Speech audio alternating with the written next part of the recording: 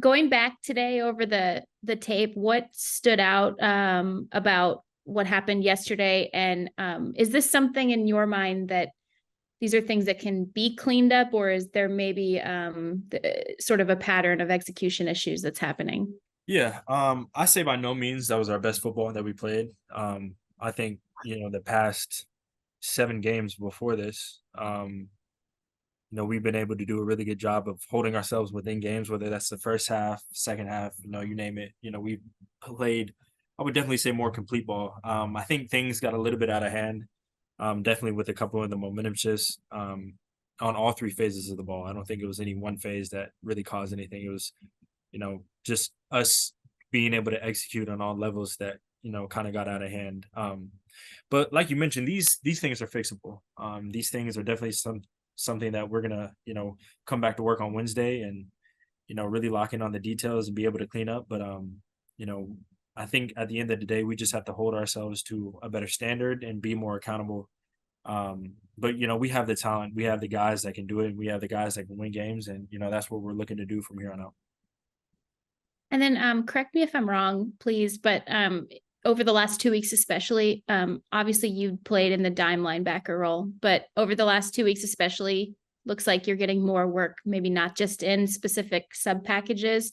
Can you break that down a little bit more as to how that role has expanded outside of situational work? Yeah, so I've definitely been able to. Well, I'm a versatile player. Wherever they need me, whether it's if a guy goes down or they want to put me at a different spot, I'm able to do it. But yeah, I've been able to get a little bit more reps at, I would say, nickel. Obviously, they have me at the dime package. When we go into our um, kind of like a third down stuff, but definitely been able to get my feet wet in some different positions, which has been really nice. But I think it's just the coaching staff being able to trust me and being able to have a guy that's versatile, being able to play different positions. But I've definitely have gotten more reps, which has been amazing, and it shows that the coaching staff trusts me. And anything that I can do to help this team win, whether that's play a different position or play a different spot, I'm able to do it and able to do it at a trying to do it at a high level. And then last for me, Quinn, I don't want to put you in a tough spot at all in terms of some of the calls, things like that. I know what you guys can and can't say. I understand that. So not wanting to put you in a tough spot. However, big picture, um, do you think that there's like a future where those types of things are maybe studied a little bit closer in the off seasons? Obviously, the league meets and officiating is discussed every year, but I guess as a player and a young person who grew up watching football and family play football, what do you see as sort of maybe the future of what that could look like, what could be possible in terms of officiating overall? Are you saying in relationship to the call I got?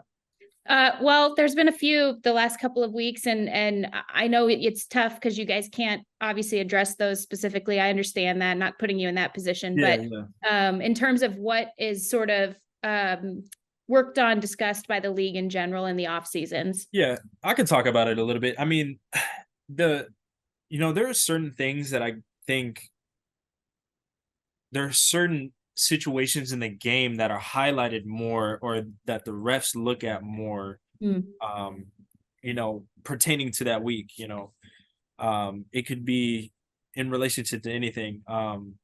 I think obviously I have respect for all the refs and what they do. I mean, sometimes they make our jobs easier, sometimes they make them harder. You can call it what it is, but I think they definitely highlight things going into the game or going into that week of, hey, just watch this guy, or hey, there might have been a situation where a player has gotten away with things in the past, and they'll be like, hey, just take an eye on it.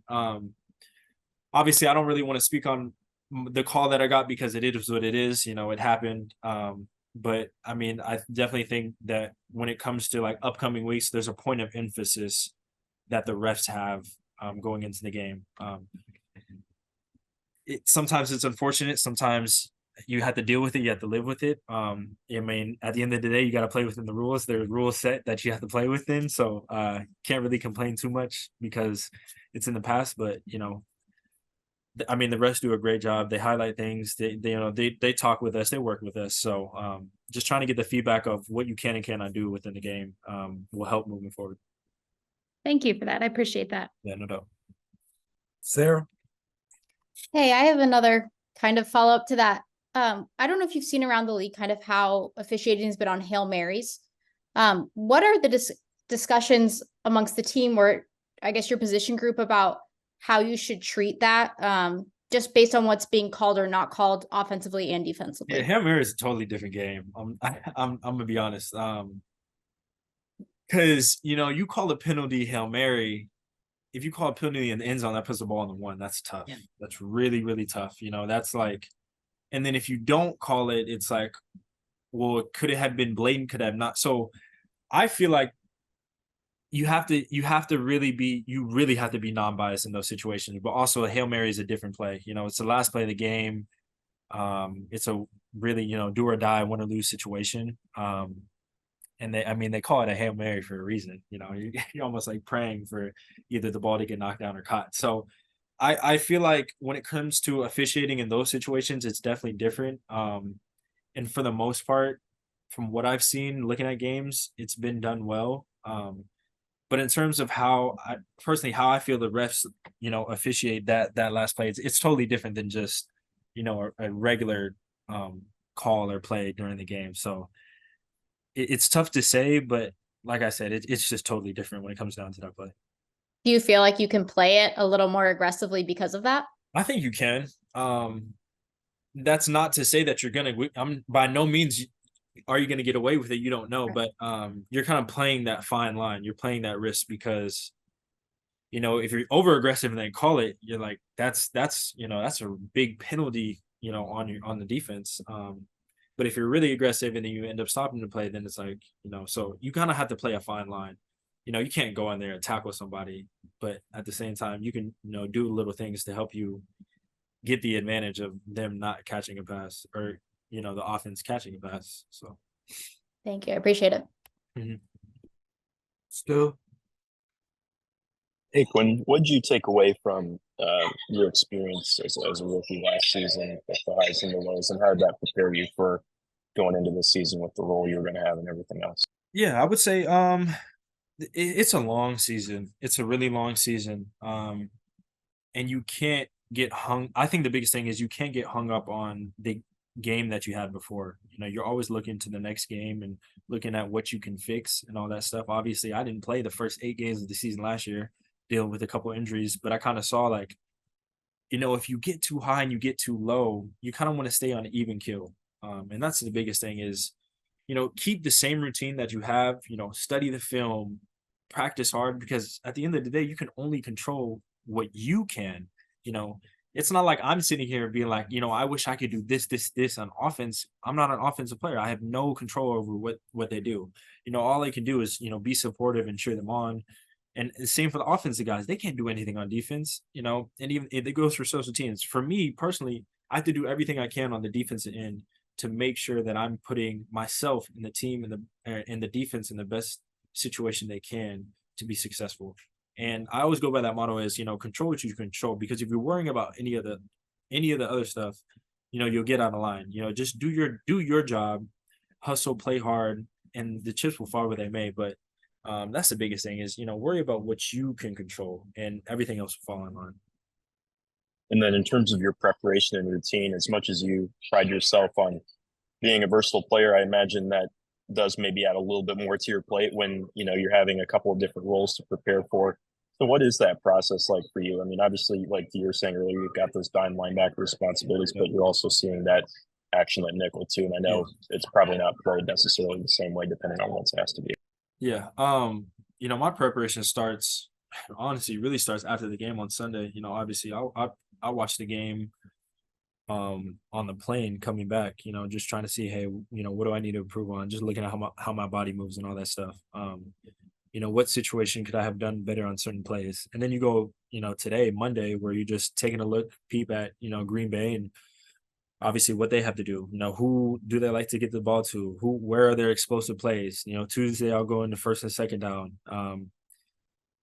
But long story short is I have an extensive way of how I watch film, but at the end of the day, you have to do your homework. You know, my dad has shoved that down my throat ever since I've been in college is, you know, do your homework. Cause in reality, like in college, you have school, you have football, you know, you're kind of balancing it. In the NFL, your school is football. And it's almost a blessing because you can like the notes, you know, cliff notes, spark notes, whatever you want to call it, it is in the film. You know, as long as you watch the film and utilize what the coaching staff has for you guys, you know, the answers to the test are all in that little, you know, 18-inch iPad. So but yeah, I have an extensive little plan and process that I do that's been working since college, and I just keep up on it. And it helps me, you know, kind of ease my mind coming into the game where I can, you know, anticipate certain things, communicate on a high level. And that really allows me to be able to understand all these different positions because, you know, the game of football is kind of simple when you look at different positions. You know, nickel is similar to dime is similar to strong safety. You kind of all put them together. You can really play fast. So, but at the end of the day, you just got to do your homework. That's it. Got to study the film and, you know, utilize that of where you can make your plays. That's the biggest thing. Where can I make the plays that I can make, you know? And that's where I think, you know, will help any guy in the league. Obviously everybody has a different process, but, you know, making sure you understand where you can make your plays and, you know, you'll be in this league a long time. So Really appreciate it. That insight. Thank you. no doubt. Adam. Yeah, Quentin, just to kind of build off of that, like how has the way you watch and analyze film evolved over the last couple of years now that you have all that available time? Yeah. It has evolved a lot. I would just say I have more time. You know, I can really get an understanding of, you know, it's almost interesting. Like the game of football is kind of like a little bit of emotional too. You know, if you really, really dive into it, you'll see like, do the quarterback and the receiver have a certain different type of relationship? Like if you look at a bit enough like that, you'll see stuff like that. And any tidbit that you can get, whether it's like, in on field or off field relationships and stuff like that, it can translate to the game. And that's how you can be like one step closer. I would say in terms of just overall evolution, it's just been more precise. You know, in the NFL, you really have, you know, there are highlighted guys. You know, there are guys, they're just you're gonna get to the ball to. You know, last week it was CD Lamb. This week it might be a combination of, you know, Romeo Dubs or Jaden Reed or, you know, Christian Watson, you know, whoever they, you know, highlight, but they're going to get the ball to certain guys. They have to, you know, those are their premier players. Those are guys that they trust the ball to on the offensive side. So kind of really understanding that. In college is a little bit different. They kind of spread the ball out.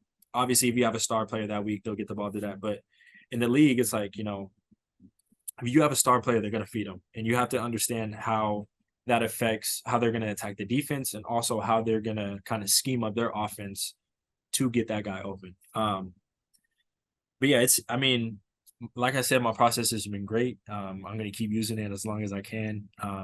But, you know, it's a little bit different because they're going to get their ball to the star players. You know, those are the guys that they're paying. Those are the guys that are paying the big bucks to, you know, make the big plays. So just really locking in on how the offense is going to, you know, scheme the defense up to, you know, get those guys open. And then what have you seen from Brett Rippon just in terms of like how he's conducted himself with the scout team? Yeah, Brett has been great.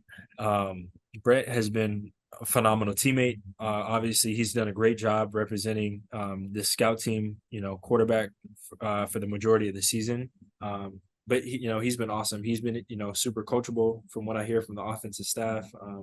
You know, does a job, comes to work every day, ready to learn. And obviously, he has a great mentor in Matthew Stafford, who has been in the league a long time. So he's been great. He's been accountable, you know, a guy that, you know, the team can trust.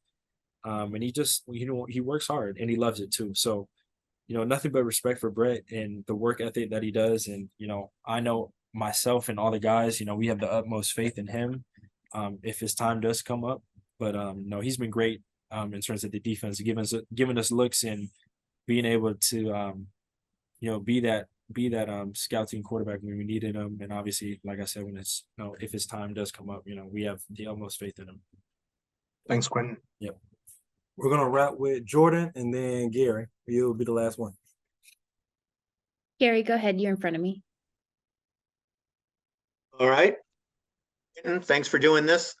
Of course. I know you're not an offensive player, like you said, but you've played on enough teams that if in fact you guys do have a quarterback change here, because of an injury, is there anything you do with that quarterback? I mean, it's just like, hey, he's going to do his job, I got to do my job?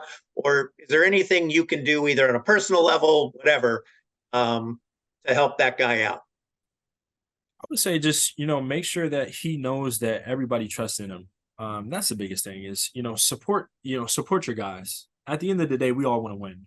I mean, you come into the NFL, you want to win games, you do everything to win games because, that's a lot of win games. So just being supportive of him, he already pushes himself enough, and he's very critical on himself anyways. But just helping him understand that, the whole team has his back and, we're going to support him no matter what.